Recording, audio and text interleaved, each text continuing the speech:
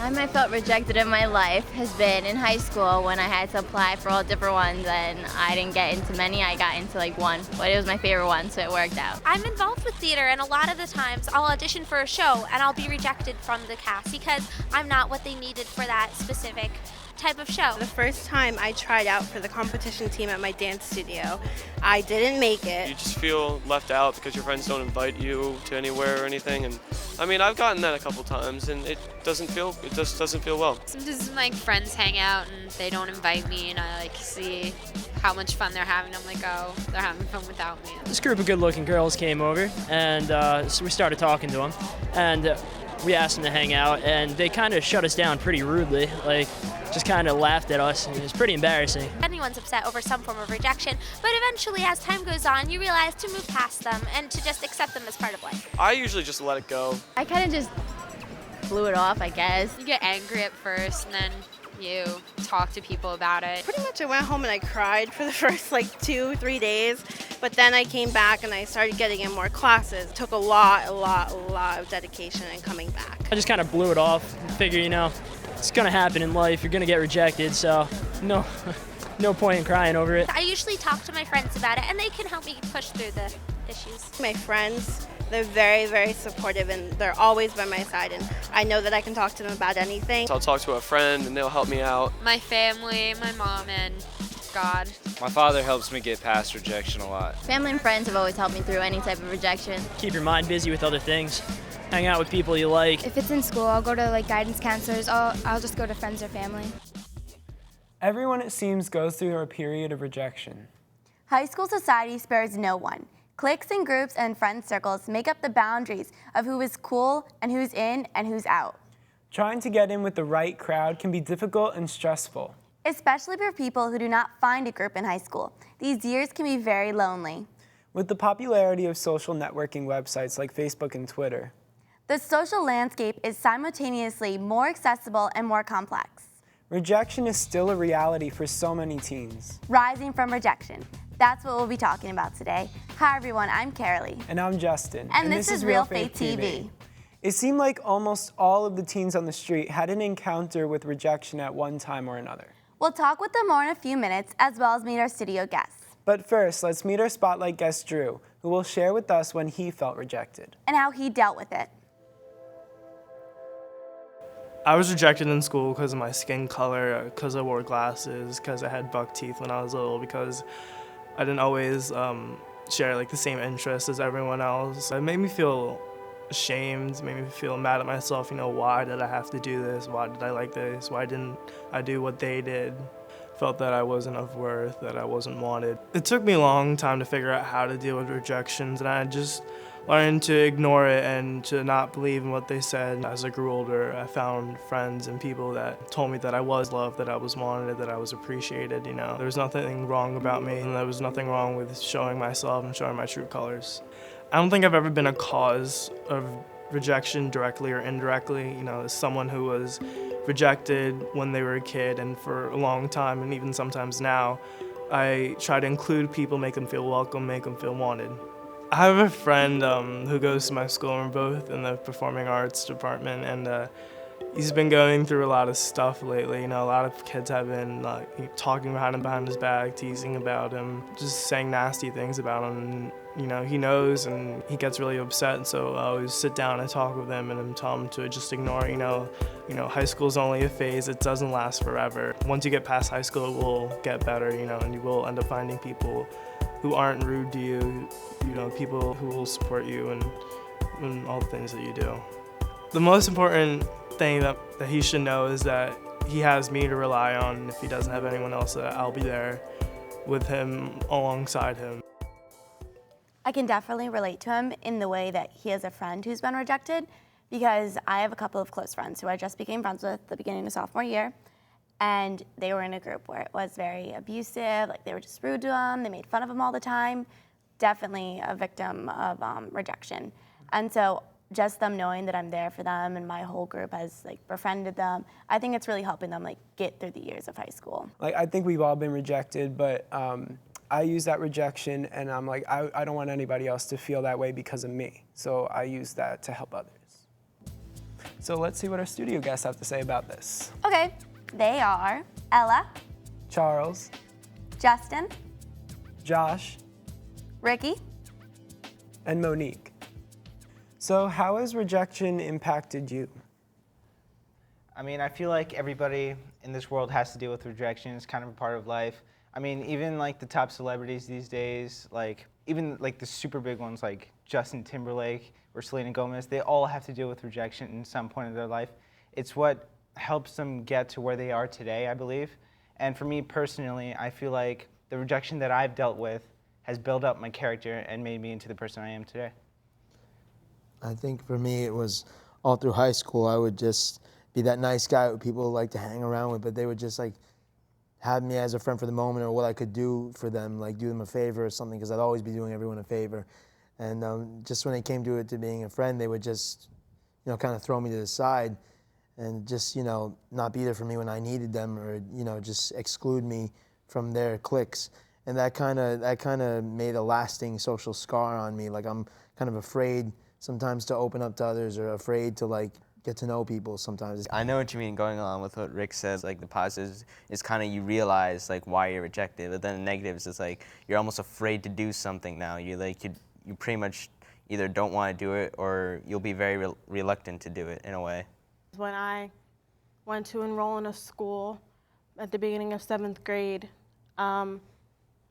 we went into an interview with the principal, and the principal wasn't very up to me being a part of their student body, and it made me feel like I wasn't smart enough to be there, I wasn't good enough to be there.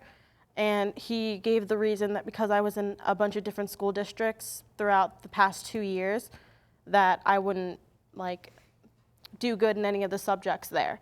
That really hurt me, because it made me feel like he was judging me based on the amount of schools I went to. I've kind of dealt with rejection all my life. Most of the time I try to play myself as the nice guy when I join a new clique of friends, or I'm getting involved in a new organization, and most of the time it's backfired on me. I show respect towards people, I do nice things and rejection is poured all over me, and I'm just walked on like a doormat.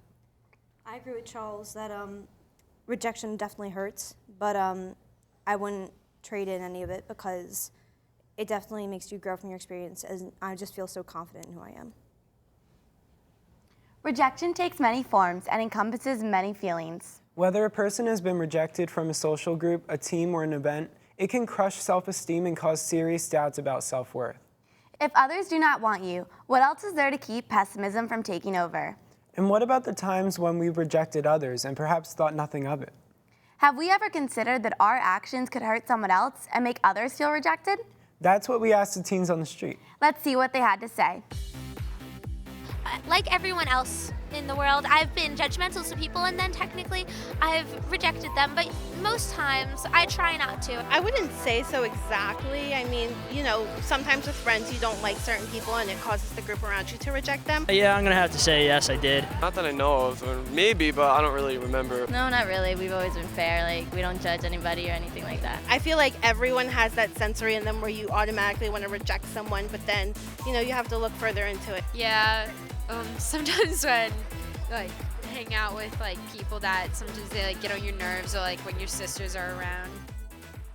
Have any of you ever been overly judgmental to somebody? I have been judgmental towards, when at first you see someone, you just kind of naturally judge them. I'll be like, oh, he looks like he's stuck up or something, and then I'll come to regret that, and I'll be like, I really could have been a better person. I could have done a better thing, and then they'll end up being my best friend or something. I totally agree with you, Rick. That story that you just said just reminded me of this girl I met 5 years ago in 5th grade. To begin, we were always bicker at each other. We just rejected each other from the get-go. We thought we had nothing in common with each other. And then one day after school, we just happened to be paired up for this activity. And from that point on, 5 years later, we're best friends now. It's just amazing. Yeah, last year, during lunch, there was a girl who came and decided to sit at our table. She was sort of special needs, and at first I was like, why are you sitting here?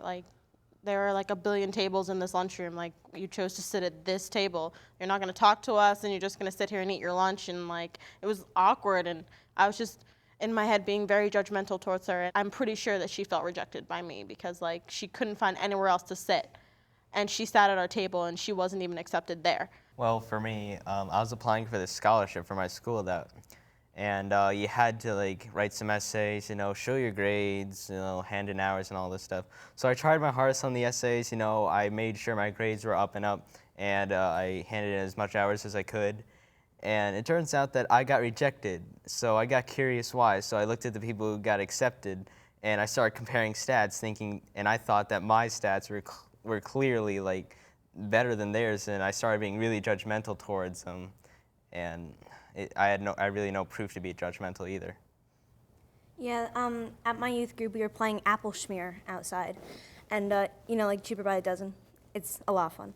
But anyway, so we were playing, and we see this man across the street, and he's watching us play. You know, he's all by himself, and we see him like starting to make like hand signals, like you're out, like having fun with it, and all of a sudden he starts like kicking and dancing and stuff, and just like real like weird things, and all us kids are immediately like, oh, he's tripping on acid, he's on some kind of drug or something. And then we go back inside trying, you know, not to be in contact with him. We realize like, wait a minute, we just totally judged him. You know, he could have just had no friends or something. He could just be like socially awkward. You don't even know.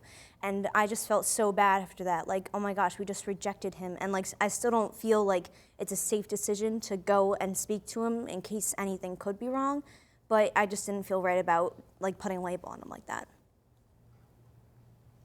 How a person responds to rejection says so much about him or her.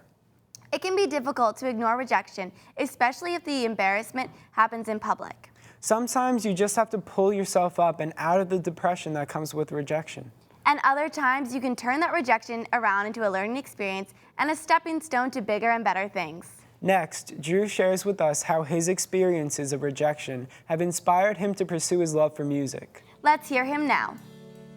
I don't feel like rejection is always a bad thing. It definitely depends on the situation. You know, if you're rejected because you were late for a job interview or you weren't on time for something, it teaches you that you need to be prepared and be on time for something. I'm a musician, so I write a lot and I compose a lot, and it's really a big passion of mine. But I remember when a really close friend of mine played a song for them and I sang, and they said, oh, that wasn't good, you're not good enough to be a musician.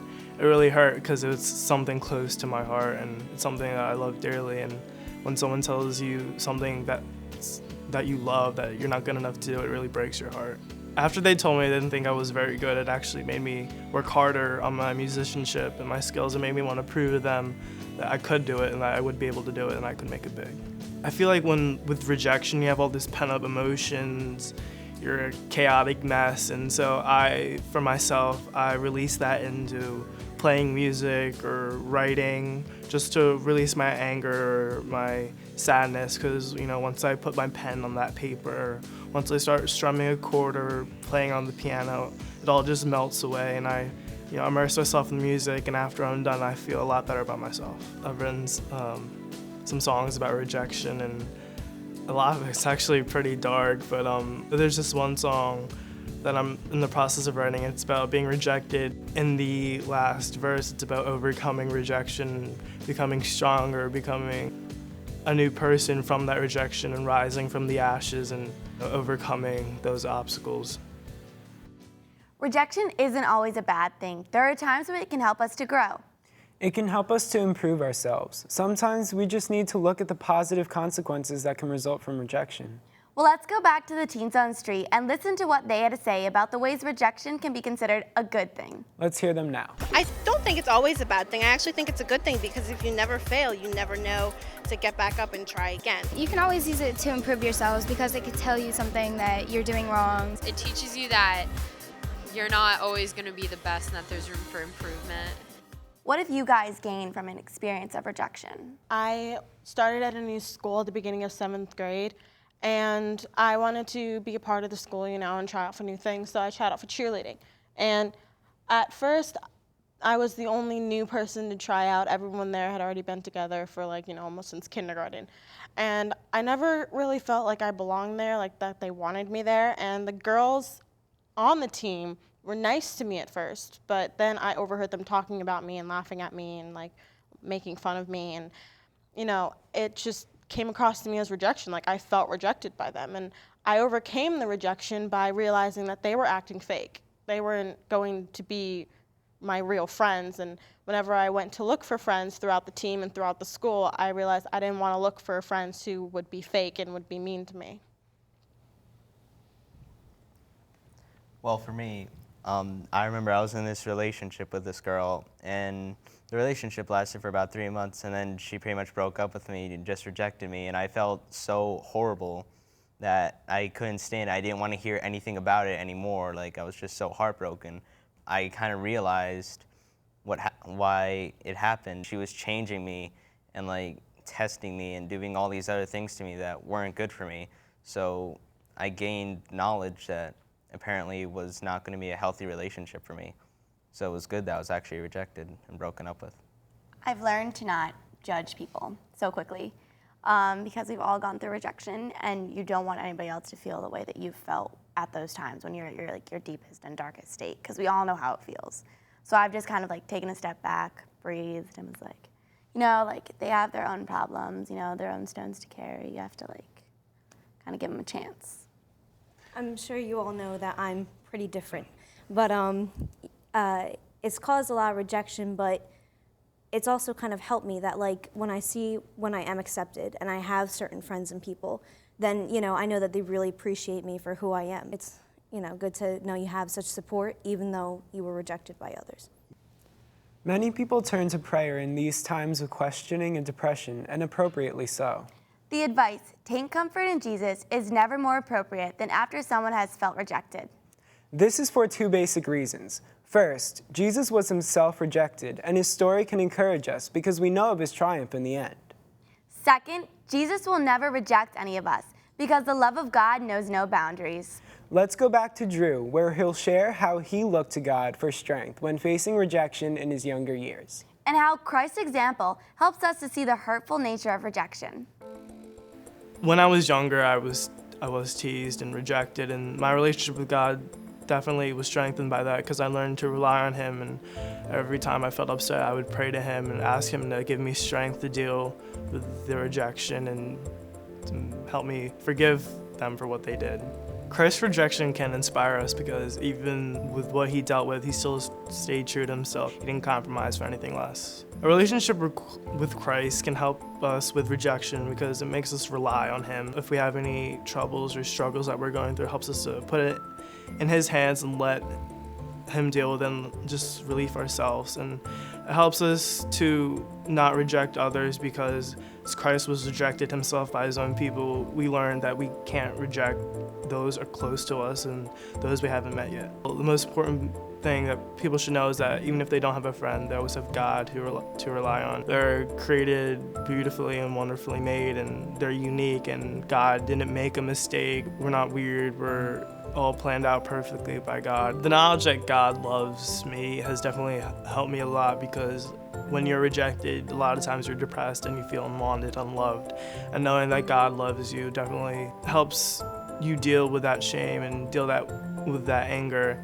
And it helps you to realize that you are of worth and that you are wanted and that you are loved by someone. Is it always easy to deal with God's plan for you when dealing with rejection? Through all the rejections throughout my life, I've always felt that God had better things to do and better people, like more people than just me. And then I realized that that wasn't true, and that when you pray and you realize that God is there for you, it does help you get through any problem that you'll have ever in life.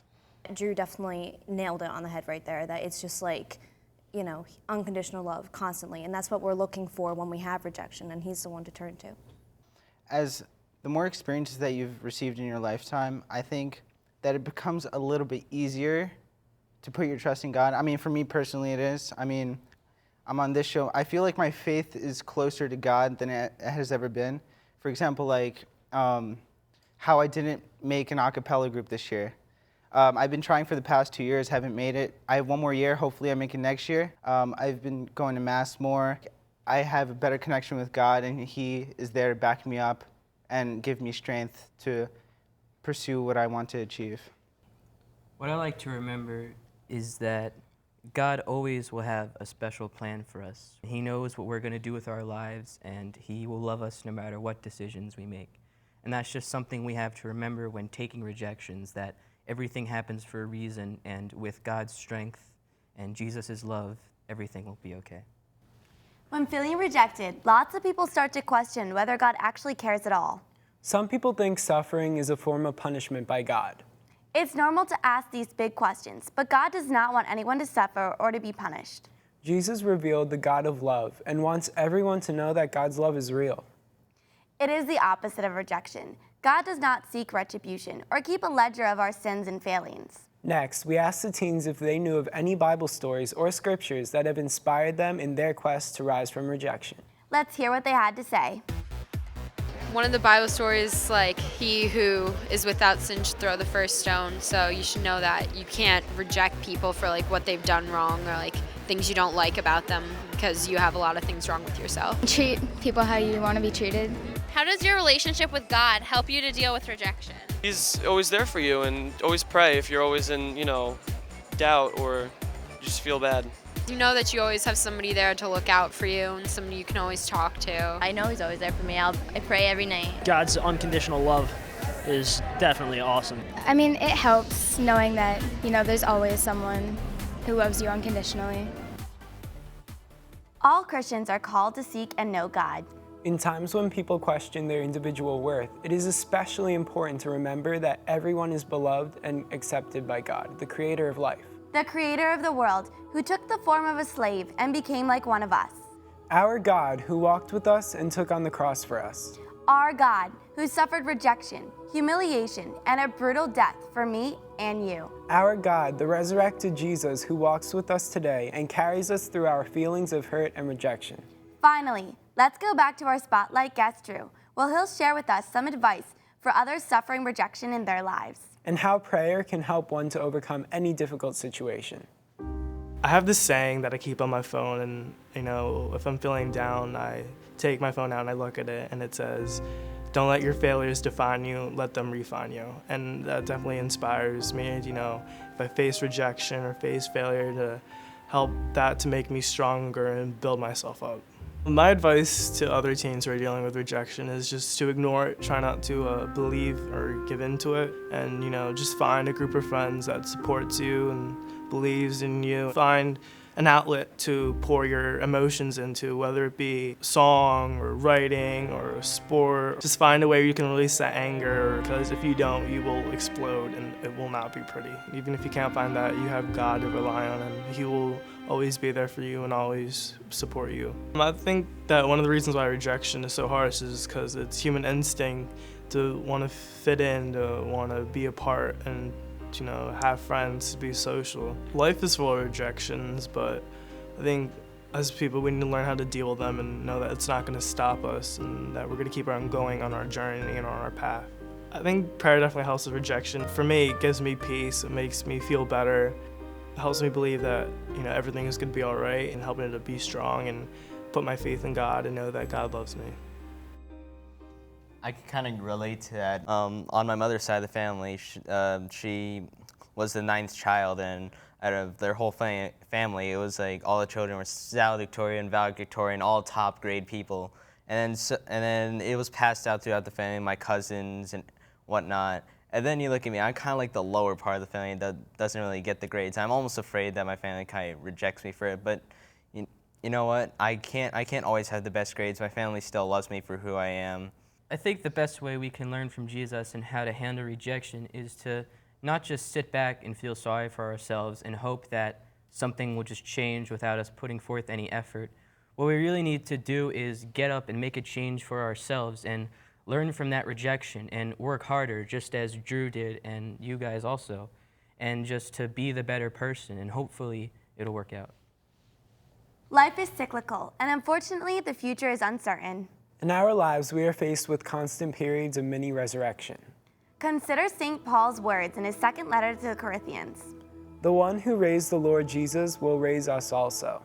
After every rejection, there is an opportunity to be raised from it and into a new life.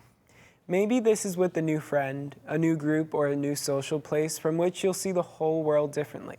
So how are you helping others rise up in the face of rejection? We'd love to hear from you. Contact us at realfaithtv.com. Or share your thoughts with us on Twitter. And we'll leave you today with this, where King David describes God's companionship in his times of loneliness. For he did not hide his face from me, but heard me when I cried to him. So remember that God hears our cries and is there to lift us up from our feelings of unworthiness and rejection. And one day, we will not only rise from rejection, but rise to be one with our God in heaven. Thanks for watching. We'll see you next time on Real Faith TV. God bless.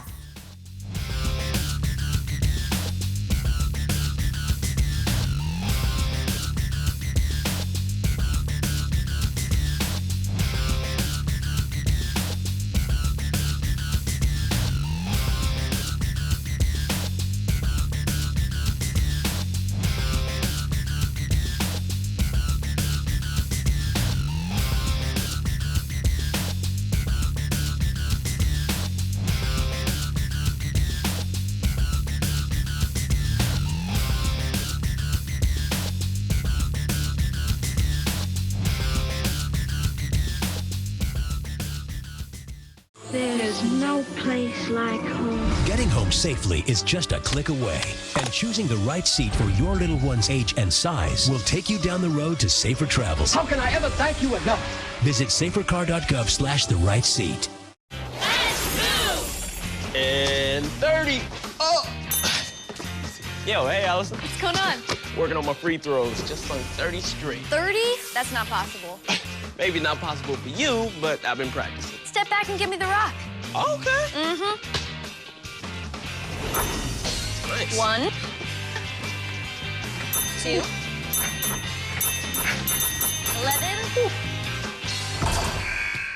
11. You know it's harder when people are watching. Hey, you know, 11's not that bad. All you need are a few pointers. Thank you. Are you a free throw expert? Well, no, not really, but I do know excellent teamwork when I see it. It's so much easier to get active and live healthier when your friends are there to motivate you with a little friendly competition. Now let's get this game started. Oh, she's going for the hook shot. Hook shot. Oh, that's what I'm talking about. America. Let's get healthy together.